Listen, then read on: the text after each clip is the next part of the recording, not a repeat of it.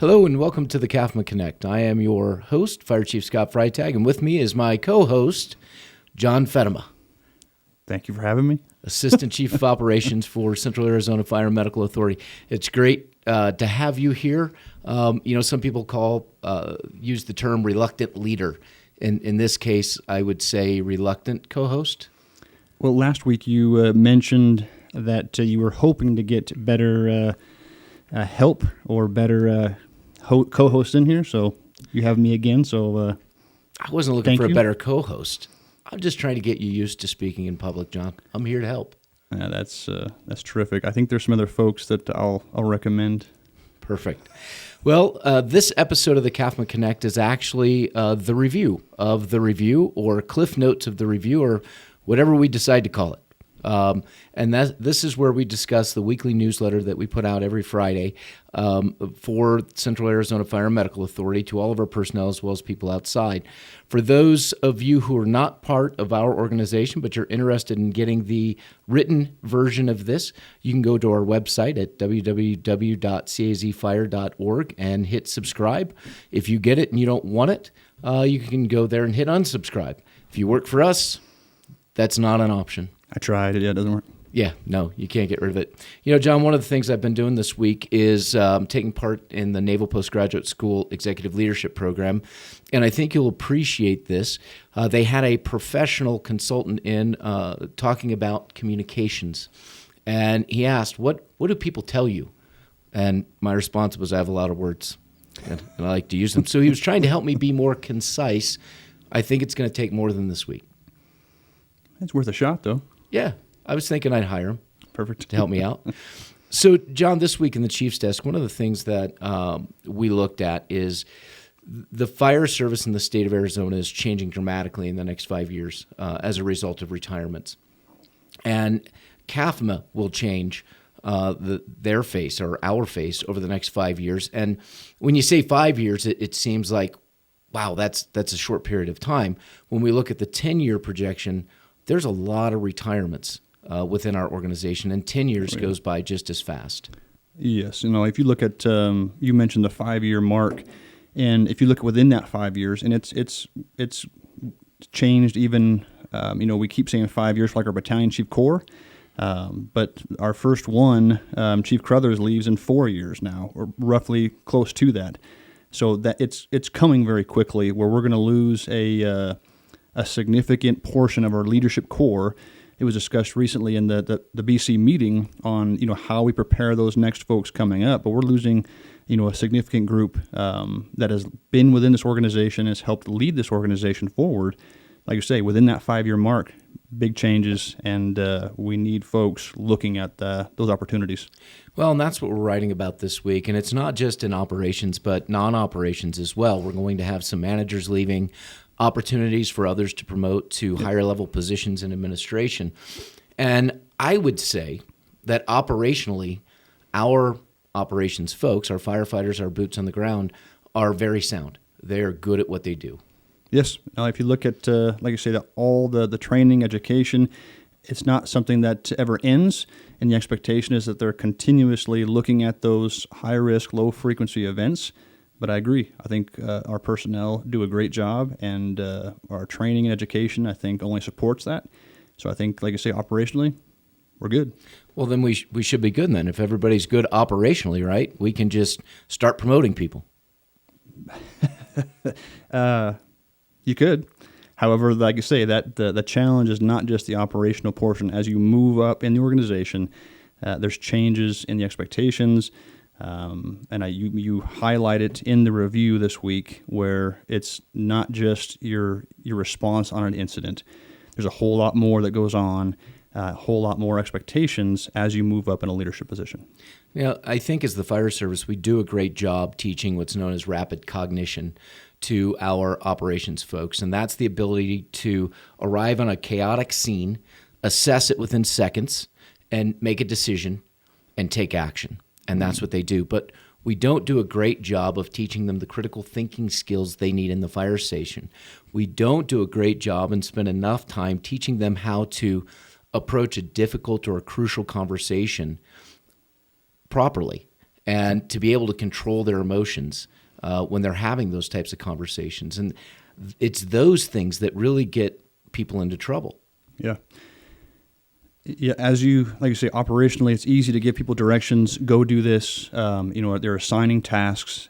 When you look at as a leader, whether it's a battalion chief or a manager in the non-ops realm, it's about moving people, and it's about thinking long-term and working with someone on maybe their own challenges, their own insecurities. We talked about barriers a little bit last week. You're working with those individuals to move them forward, help them accomplish goals, help them, with maybe personnel challenges or interactions. You're working in a lot of different arenas, and it takes that emotional intelligence and that calm approach to help do that. And many times we are better at controlling our emotions on an incident scene, an emergency incident, than we are in the fire station. And that's a dynamic that we need to think about. So if you're looking at promoting, one of the things that you really have to work on is that ability to control your emotions in stressful situations that are non-operational, non-emergency incident, but things that you run into in the fire station day in, day out. Yep. Like you said, a lot of what you described is that emotional intelligence. And so often we do not take account for, like you mentioned earlier, the amount of words that come out, how small a conversation may be, how insignificant it may feel, but how quickly a small spark can ignite a large fire. And I think that's what needs to be considered in all aspects is when you're having those conversations and you're moving people forward is self-control, self-awareness, and that emotional intelligence to help move people down the path. Right. And in the written version of the review, we get more into the parasympathetic nervous system and the sympathetic nervous system. And that's just meant to give you some ideas, some things to look at or contemplate or consider as you're dealing with these situations and you're developing your own skills and tools to control your emotions in that environment. The other thing we talk about, though, is the paperwork side, the non-sexy side of the job, the incident reports we have to do after a call, the EMS reports we have to do, the training logs. All of those things are vitally important, and that's the administrative focus. And as you move up, when you made captain or were first promoted to captain, how much additional paperwork did you have to do?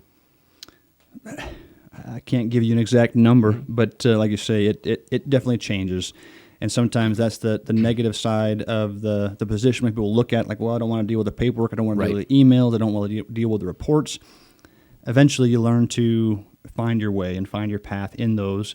Right. And ultimately, all that stuff, well, there's training logs, incident reports, it justifies what you did. And that's the important piece is that is backing up. We say we did this, and those incident reports, those training logs, all that is doing is confirming that what you did is true, and you're validating it. Well, one of the things that we try to get across to everyone, and our attorney's really good at pointing this out, is when you write your report, you're writing your report for you.